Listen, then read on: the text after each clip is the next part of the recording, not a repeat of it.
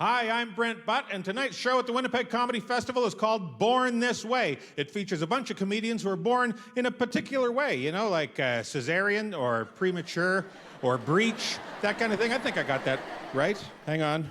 No, I'm being told I don't have that right at all. I wasn't even close. But it doesn't matter. It's going to be a hell of a show, so let's get things started. The Winnipeg Comedy Festival proudly presents Born This Way. Now please welcome a man born to make you laugh, your host, Brent Butt. Hello, everybody. Hello, Winnipeg. It is an honor to be here for the 15th anniversary of the Winnipeg Comedy Festival. Can you believe it? 15 years. Wow. Tonight's gala is entitled Born This Way. And in lieu of being able to afford Lady Gaga, I'm your host, Brent Butt. Yes. I'll have to do. I'm hoping that Lady Gaga isn't, upset that I'm hosting the show instead of her. I wanted to make sure that she wasn't angry or hurt, so I sent her a tweet a couple weeks ago. I tweeted her. I said, "Hey, lady. Hey, Gigi." I said, "Are you cool with me hosting the Winnipeg Comedy Festival Gala?" And I think her silence spoke volumes. She is so pissed. In fact, I wouldn't be surprised if she never hosts one of these things now. Oh, well. Actually, I think I'm kind of a natural to host a show called Born This Way because I was thinking about it. I'm basically a scale model of myself as a newborn. Really, very little difference. You know, soft, I'm pink, very little body hair, very little head hair. On top of a head that is, way too big for my body's proportion. I got the sausage link legs. You can't see it with the clothes, but I got the sausage link legs. In fact, if you remove my clothes and these glasses, you'd be sitting there going, geez, how big is that baby? That's unnerving. That kid has to be like 230 pounds, easy. How old is that giant fat baby? Tonight's show is, it's full of performers who are unapologetically themselves, except for the Canadian ones. They're a little apologetic, but that's more of a cultural thing. We're Canadian, we apologize for things, it's just how it goes. We say sorry a lot. You don't like it? Tough. It's kind of a weird position to be in, unapologetically apologetic. Probably would just be less confusing to say we're ironic, but then that's vague, and I'm rambling now, and I'm sorry, although not really. My point is, tonight's performers are themselves. They're performers who realize either at a very early stage of their life or maybe later in life that being true to who you are is far more important than being accepted or appreciated or successful or gainfully employed. This is coming out wrong completely. I don't mean it like that at all. They're who they are is my point. So it makes perfect sense, really, if you think about it, that I host this show because, you know what? I think it's time that somebody stood up and said, hey, it's okay to be a middle-class white North American male, isn't it? Isn't it high time somebody took a stance? Hey, you're a white dude in Canada. Share your story with us. But there are some ways, I think, in which I was, indeed born this way, if you want to call it born this way. I wonder sometimes if I wasn't born to be a stand-up, really, because I was transfixed from stand-up comedy the very first time I saw it. I was 12 years old the first time I saw a comic, and I ran out and I said to my mom, I'm going to be a stand-up comedian. And she said, go do it outside. That was it. I was the youngest of 7 kids, hard to rattle her. I also wonder sometimes if I wasn't born to be overweight. I was always overweight. I was born overweight. I was right around the 10 pounds. I was a ravenous food abuser from the get-go. They brought me bottles of milk when I was a newborn. Bottles of milk in the hospital, and then that wasn't enough. They would bring me multiple bottles and then bigger bottles. And they started bringing me bowls of pablum. I was having solid pablum before I left the hospital. When I was 3 days old, 72 hours old, corned beef hash and eggs. Doesn't seem right to me. 3 days old, sourdough toast and Cheese Whiz. I didn't stand a chance. And on top of that, I was born lazy. Born lazy. I'm not saying that I grew up, put on weight, and then became lazy. I was born lazy, day one. I got winded coming out of the chute. I was like, whew. I was born, I was like, oh, what's going on? It's cold out, what's happening? Doctor smacked my ass. I'm like, hey, give me a minute, tough guy. Mind if I towel off before you pick a fight with me there, Scrappy? I was always lazy. Skinny little lazy kid. Hide and go sleep. That was my favorite game as a kid. I still play that, to be honest with you. I eat too much. I have bad eating habits. Here's one way you know you might be a food abuser. Here's one way you know you're a glutton. If you're going to serve yourself up something, like there's a big bowl, you know, and you got your plate there, and you're going to serve yourself up something, and you grab the serving spoon, if your first move is away from your body, that's a sign you're a food abuser. Because it just needs a little bit of this on your plate. But if you go out and around and then back in like some kind of front-end loader, if you need two hands when you're done with the spoon to get it over, it's a sign you've got to scale it back a bit. So I'm lazy and I'm a glutton. You ever have your laziness and your gluttony get into a fight with each other? I have that sometimes. I'll be sprawled on my sofa like watching TV and think, geez, I could really go for a sandwich, but all the sandwich stuff is way over there. And then you just got to sit back and let your two deadly sins battle it out for your amusement. Just watch them fight it out until eventually I just pick up the phone and order a pizza. Problem solved. But whether I was born to host this show or not, I'm here. That's my point. I'm here. I'm in a snappy sport coat. I got a freshly shorn noggin. And it's time to kick things off. So you ready to bring out your first guest?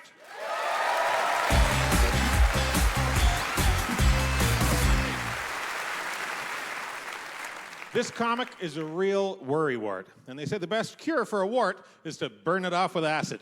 Somehow, I don't think hearing that's going to make him less worried. Please welcome Kyle Bottom.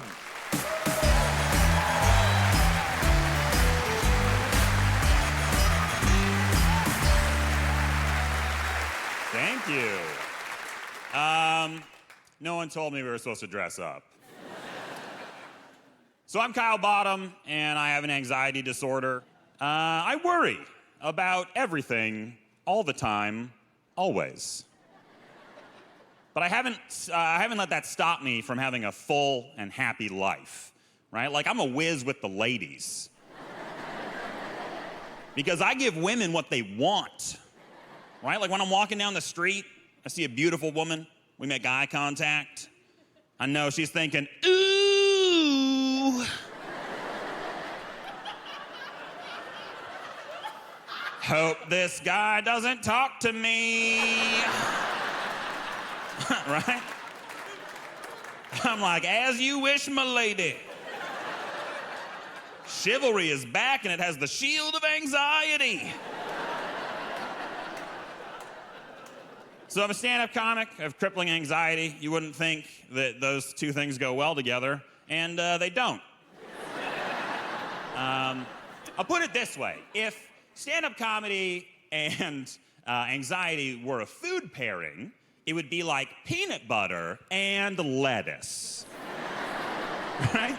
Like, I'll eat it if that's all you have. But it's not my jam. Boom. Yeah. Yeah, that was, yeah. That was a double entendre. That is French for two entendres. Now, when I think back on my life, there's a lot of things that probably made my anxiety worse, and I think at the top of that list would be high school.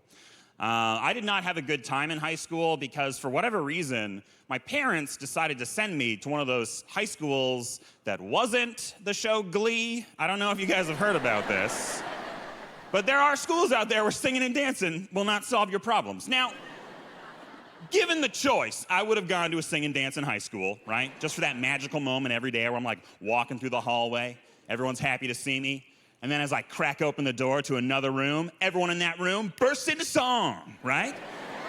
Like, I crack open the door to the gym locker room, all the fellas are like, hey there, everyone, there's Kyle walking through the door. He is looking different than he did the day before. Then I'd listen and be like, I got new shoes, I think they're the bomb, because I got them from my mom. It'd be high fives all over that room.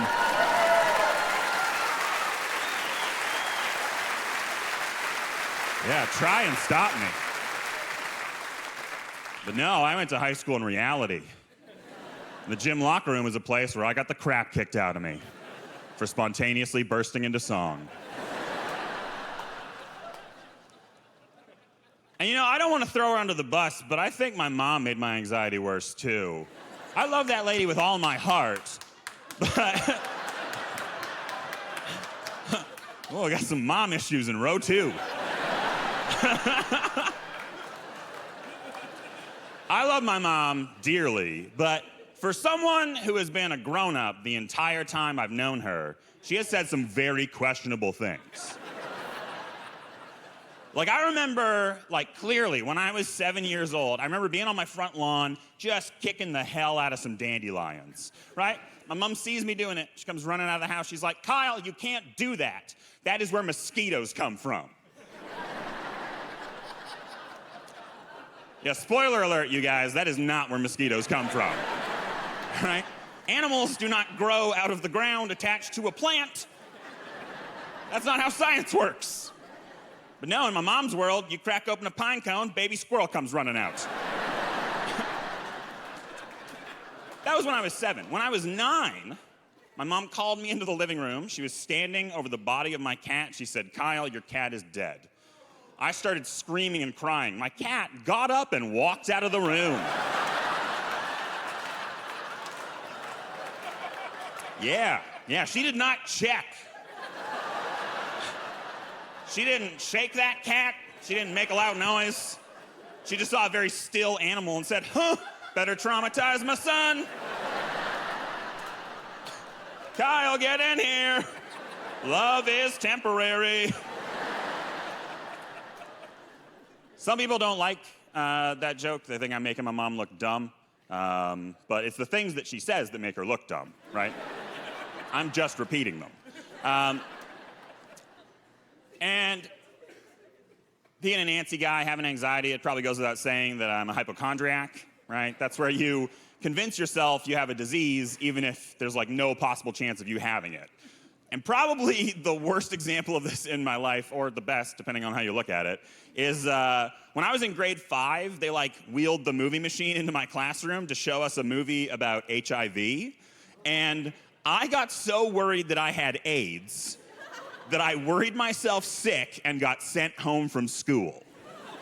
And I know you're like, how does a 10-year-old virgin think he has AIDS? Well, in the movie, they were like, you can get AIDS from sex or needle sharing or your mom. And I was like, I have a mom, and she is dumb. Thank you, Winnipeg. You've been great. After the break, the wisdom of Solomon. Jess Salomon, when the Winnipeg Comedy Festival continues.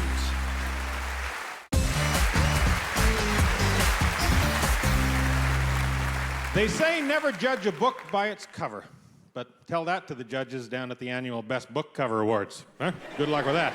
Please welcome a very funny book with an unjudgeable cover, Jess Salomon.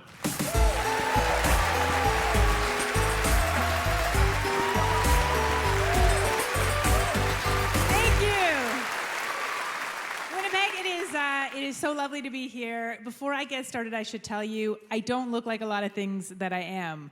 I have a mom that comes from Peru, a grandfather from Egypt. I'm Jewish, bisexual. Yeah, just so many popular things in one person. I just choose to keep all of that Arab, Latino, Jewish, bisexual spice under this St. Patrick's Day parade exterior. I feel like a lot of people don't think that bisexuality is a real thing. I feel like people think it's this made-up notion, like unicorns or bilingualism in Canada, Not a real thing. And here's how I know people don't think it's a real thing. When I say I'm bisexual, what they hear is of course I'll sleep with you. That's usually how it goes. I pointed right at you, sir, and you are welcome. That's fine. I did discover something that surprised me when I started dating the ladies. This is what it is. Size matters. And here's what I mean by that. I'm the kind of girl that likes to be spooned, but I'm a lot bigger than a lot of other girls. And a while back, I picked up this, tiny butch, right? Just a little butchlet. With a tiny tie. And It was cool. It was cool because her role was to be the spooner, but when we went to sleep, it felt like I was wearing a little backpack. So, sexy. I wasn't a tough kid. I wasn't afraid of monsters or ghosts or the boogeyman, but I wasn't a tough kid. I was Jewish. I still am, in fact. I don't know why I said it like that. And when you grow up Jewish, it's just very hard to be afraid of the boogeyman when you've learned about the Nazis. Do you know what I mean? There's just no comparison at all, right? There's no victims of the Boogeyman Memorial Museum. No one's grandmother's gone missing on account of the boogeyman. You guys got sad there. Here's the thing, I think the boogeyman was probably Jewish even. You know, I think that's a Jewish name, boogeyman. I think it's pronounced boogeyman. I think his full name is Joshua Boogeyman. And he just made some bad life choices, you know? I'm a married person now, and I don't have any kids, so yay for me. It's exciting. I just got married this year, and I'm Jewish. My wife is Palestinian. Exactly. It was a really small wedding. Yeah.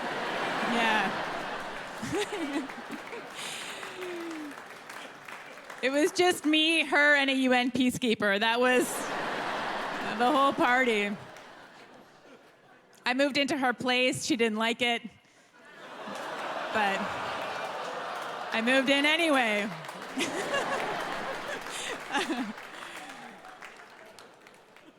Our big dream is to move to New York. That's what we want to do. And we went to see this lawyer, and the lawyer was like, I just have to ask you guys, is this a marriage of convenience? And I was like, what?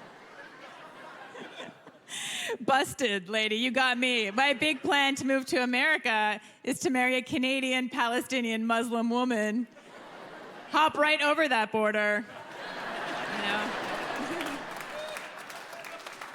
Alienate both of our families. This is literally the most convenient thing I have ever done, you know? It's been interesting the whole time we've been together, really. Since the first time we got together, the first night we got together, we were very drunk. It was super romantic. Clothes were coming off, as they do. And at one point, my wife stopped me, and she goes, "You might see something you don't like." I was like, "Did you not wax? Because I haven't either.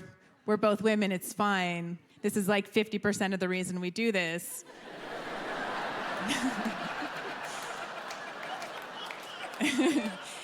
And she's like, "No, that's not it. I have a tattoo." And I was like, "Oh, like, what is it? A swastika?" And she's like, "No, it's the map of Israel, and it says Palestine over top in Hebrew letters." And I was like, maybe we could cover that up with a swastika. Thank you guys, you've been lovely. Thank you very much.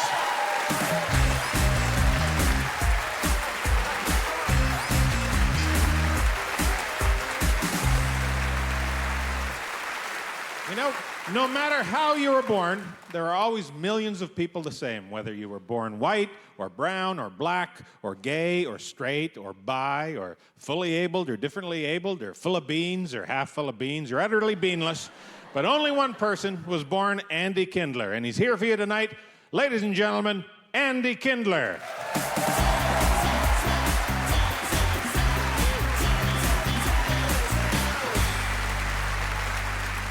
Hi. They told me to walk out and stand in this approximate area, and I think I did it swimmingly.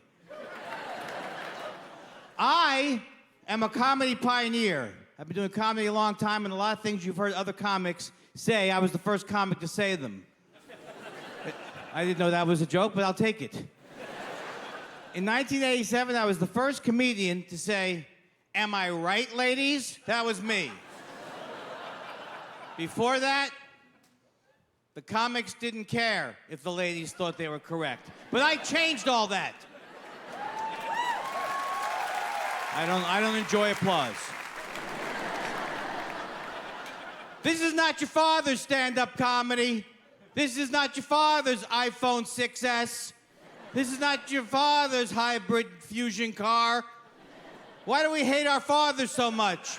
that we're constantly distancing ourselves from our fathers. This is not your father's homemade spaghetti sauce, but my father makes great homemade. I don't care. He's an idiot. Your father's an idiot. I sold that joke with energy. I was not a great athlete as a kid, as opposed to now where I am a relief pitcher for the Cardinals. But as a kid, I'm not used to being interrupted by laughter. But as a kid, that's not my hook. That's not my wheelhouse. But as a kid, I tried to be a pitcher for a couple of months, and I had two pitches, a slow fastball and an unintentional curve. Who died and made Jim Belushi a big star?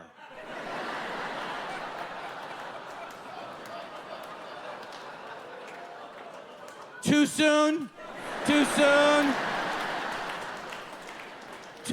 I only make jokes like that because I'm angry and bitter and envious and jealous, and I can't even get my viruses to go viral. Meanwhile, Jimmy Fallon does an egg and spoon toss with Cameron Diaz. The entire nation of China downloads it.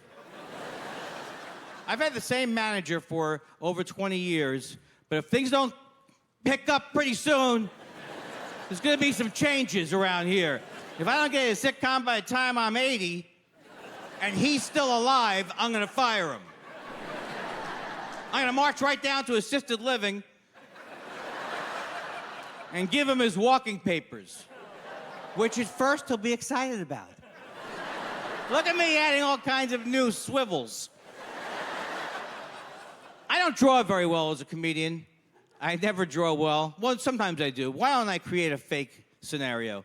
But I was in Salt Lake City. Nobody showed up at my show. And the club owner tried to make me feel good. He was like, oh, I'm sorry, Andy, the circus is in town. The circus? You booked me opposite the circus? Those are my people, circus goers. Then he told me the symphony was in town. The symphony? It's a double whammy now. Look, my classical music fans won't be here. How many times have you seen on Facebook, if you like Mozart, you might also like Andy Kindler? Huge, thunderous laughs now. I'm going to tell you something very true and personal about myself. Last year, my dad died. Too soon? That's what I thought. I'm sorry I didn't turn my dad's death into a Facebook event. That's what everybody does, is they use Facebook to tell tragic things that are happening. Good morning, I have gangrene. More details later after my leg is removed. Hey everybody, remember when I told you about that distant relative of mine who died yesterday who you couldn't possibly know or have any emotional connection to? Here's a picture of him in the Navy. I didn't tell anybody publicly when it happened, but now I tell everybody about my dad. I wear a T-shirt that says, ask me about my recently deceased father. And I know this makes people uncomfortable. I just want you to know that my father would have wanted me to do weak material about his passing. Nothing would have made my dad happier. A couple of years ago, he took me aside and he said, Andy, when this is all over, I hope you turn it into another one of your bits that doesn't go anywhere. That's what I hope. I had a wonderful time. Thank you, everybody. You are wonderful. Thank you. Up next, Phil Hanley finds learning to read is no laughing matter here on the Winnipeg Comedy Festival.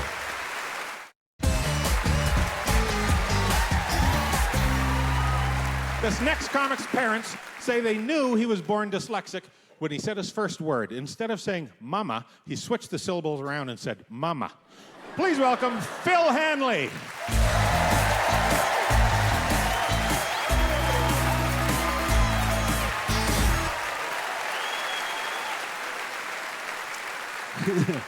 Hi, everybody. Yeah, I'm extremely dyslexic. Just so you know what that entails. Basically, when I was a kid, I couldn't read. I was terrible at sports, right? Which is such a waste of an athletic frame. My friends, they always downplay dyslexia. They're like, what, you just have trouble like reading and writing? I'm like, yeah, just kind of the two major things that separate us from the other creatures. School was awful because in third grade, they would make everybody read a paragraph, right? And it would be my turn, and I'd be like, yeah, I can't read. It's kind of the same situation as yesterday.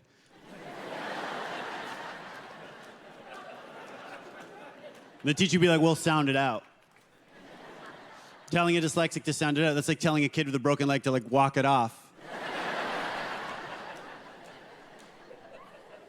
So I was in special ed, and I really was in special ed. I'm not one of those guys that just kind of jumps on stage and says that to like turn women on or whatever.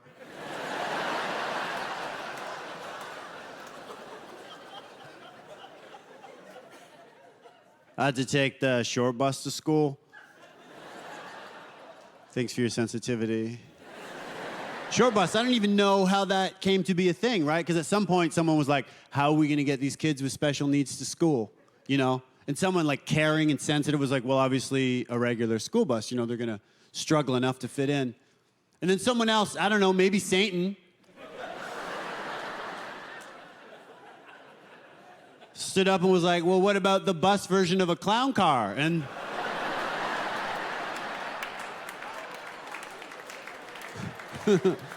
yeah. My mom always tries to make me feel better, and when I was a kid, she'd always be like, yeah, school's not your thing, but you're good with people. Good with people, that meant a lot to me, and then I got older, and I heard someone say that about a Labradoodle.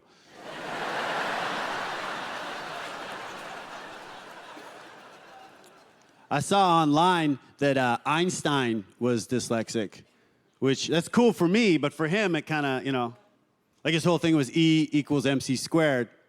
He might have been trying to say that.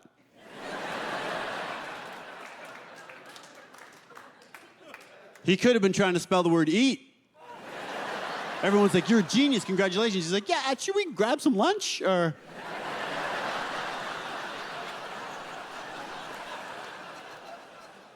Because I'm dyslexic, I never got to go to university.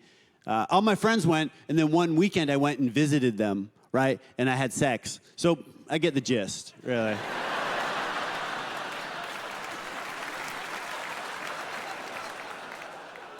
I just found out because I'm dyslexic, that means there's like a 50% chance that my kids will be dyslexic.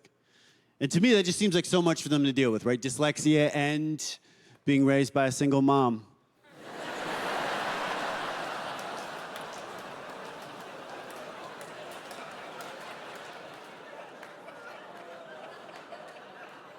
Some people don't like that joke because comedy's not their thing, you know?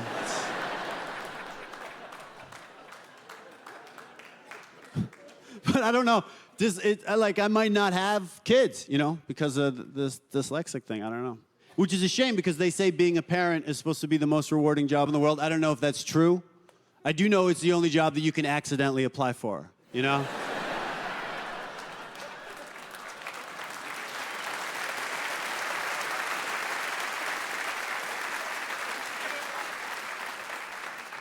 In fact, you could not even know you applied, right? And a woman could just call you up and be like, hey, you're the vice president of this company. You could be baffled. You could be like, well, I thought I withdrew my resume before the end of the interview.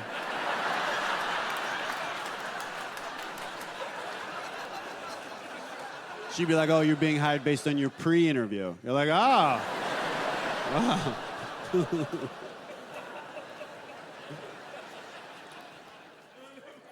Huge problem about being dyslexic now in like this day and age is that I can't sext, right? Sexting is popular. It's how people seduce each other now. I can't sext. I can receive sex. A girl sent me a sext recently. How she started was, she's like, I want you to throw me down on your bed. I have a loft bed. I don't have the lower body strength that we take to get her up and onto the bed. I can't do that. It's not part of my skill set. What I could do, if she wants, after we have sex, I could push her off. Thank you, guys. Thank you.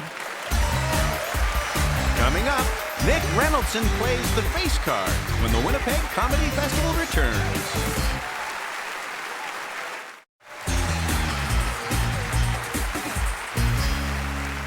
Well, we're all born with just the one face, and you don't get a second chance at a second face unless you're, a Batman villain. Please welcome the man with Nick Reynoldson's face, Nick Reynoldson.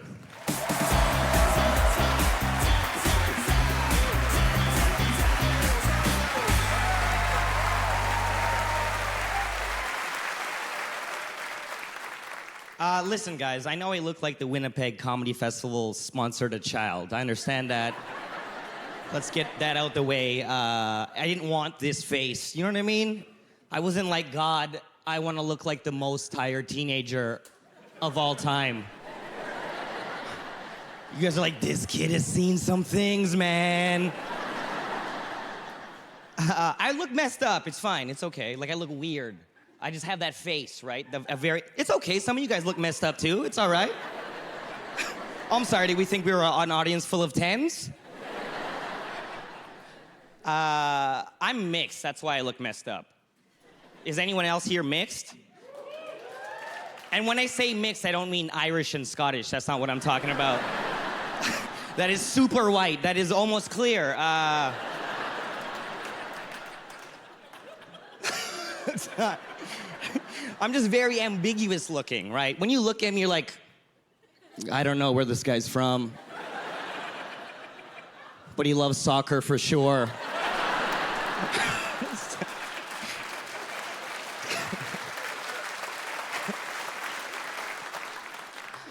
My mom is from Guyana. What?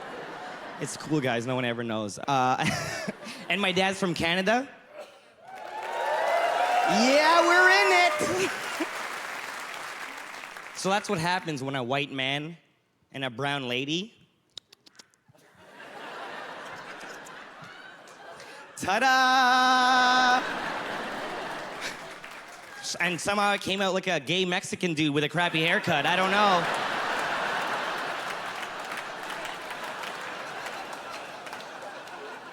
It's not easy being this. I'm 30 years old. I'm not 11. That's the first thing you should... Like, you don't have to give money to me after, right? Like, it's hard being this small, right? Because my skinny jeans are baggy. You know what I mean? Like, I'm cold all the time. When I was growing up, I really thought it was just me and my brother as our own race. I'm like, man, we got to get more members. We're not gonna make it. Like, do I look healthy? If I get the flu, that's 50% of our population done. How do we start off in danger? This is nonsense. I don't think I've ever been warm in my entire life. I'm not built for Canada, guys. I'm starting to think I'm not built for Earth. Do you know what I mean? Like, people talk about room temperature and stuff. I've never been in that room.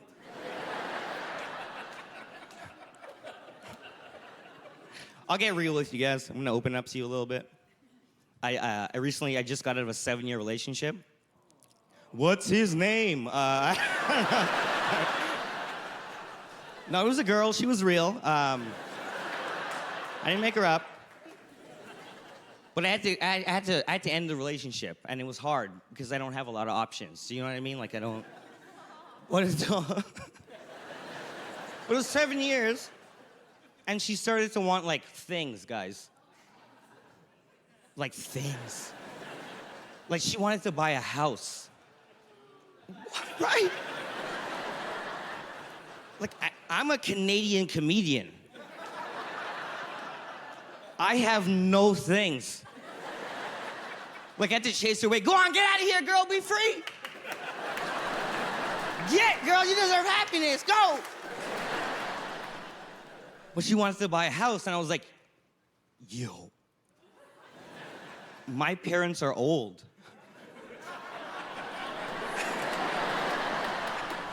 Just hang in there, girl, just hold on. Guys, I'm not saying I'm gonna kill them. I'm just saying I'm the firstborn. That's my house. Just wait it out, girl. She didn't like that. I don't know. I'm just not gonna make it, you know? Like, do you know how funny you have to be to buy a house in Canada? It's impossible. But it's okay, I don't want you to feel bad for me. I have a backup plan. Like, if comedy doesn't work out, I don't even like comedy that much. Who cares, right? This is my plan. If comedy fails, I'm just gonna move to Brazil, walk into a grade 9 class, and start my life over. Thank you so much, Winnipeg. After the break, it's Ladies Last. Lara Rae, when the Winnipeg Comedy Festival returns.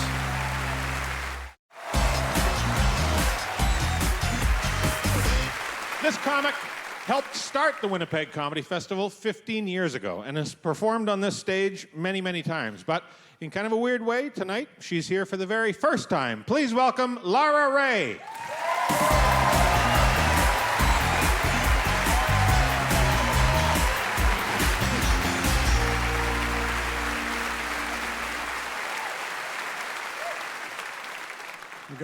You guys are very nice. It's great to be here. As some of you know, 9 months ago I changed my gender. No. I didn't need that. For those of you on the balcony, to female.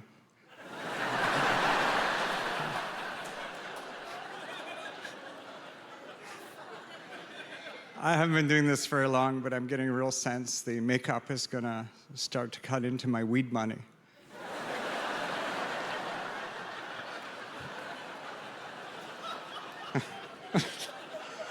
It's not easy starting over at 52. I know some of you are very confused by all of this, and I totally understand. I don't remotely look 52.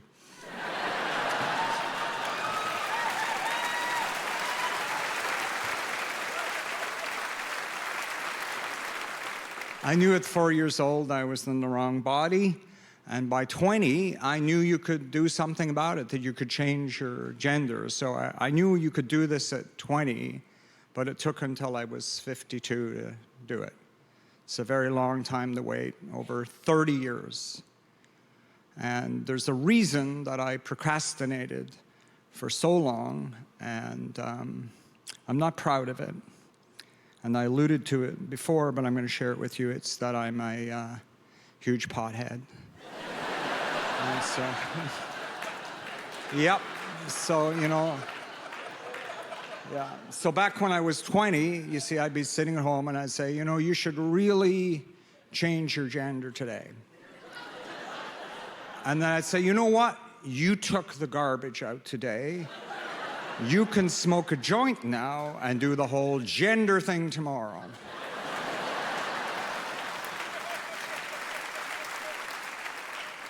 And then the next day, I'd say, you should really change your gender and be happy for once in your life. I'd say, you know what? Change your sex tomorrow, dude. You went to the laundry today. And now it's time to smoke a fatty and watch some Miami Vice. This was the 80s, you say. For those of you, though, unfamiliar with this process, I am changing my hormones to match my true gender. I have a transgender brain and it forms in the first trimester.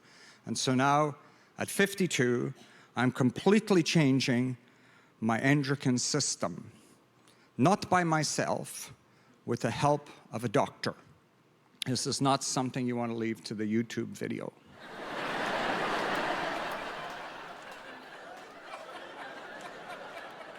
I learned this the hard way when I tried to neuter the cats. Spend the $80 is all I'm saying.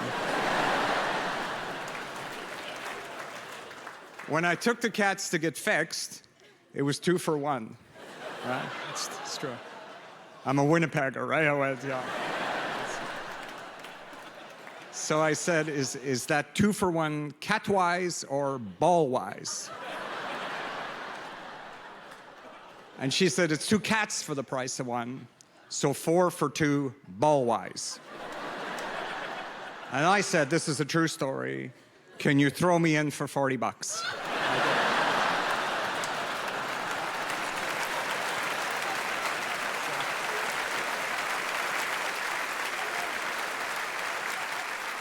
And that is why I'm banned from Little Critters Animal Hospital.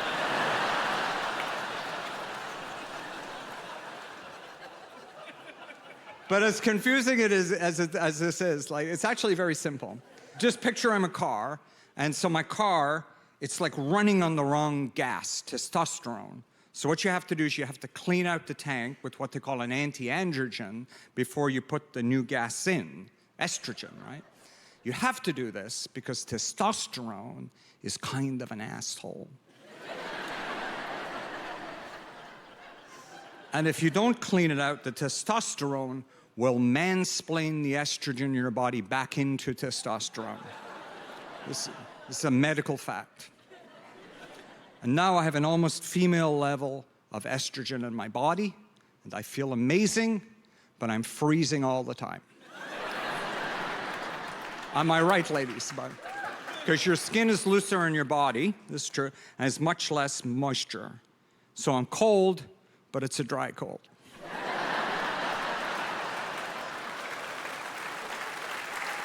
That's a good joke. That's a good joke. I cry all the time, and I got hot flashes, and mood swings, and then menopause, and then that makes me cry more. So I'm kind of like Hurricane Lara.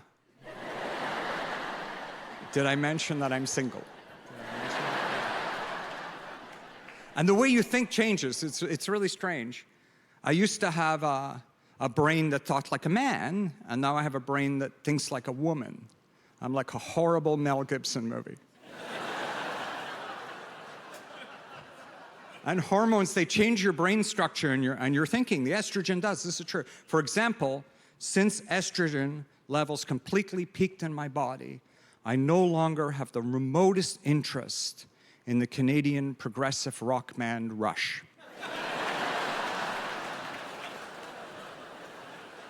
You guys are an amazing audience, but I have to go because I can't hold my stomach in any longer. Thank you very much. Thank you.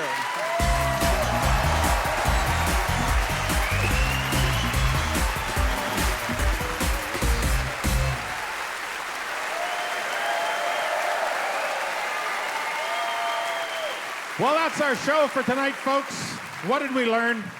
I think we learned that we're all different and unique, and that's okay. Accept yourself just the way you are, you glorious pack of weirdos. Good night, everybody.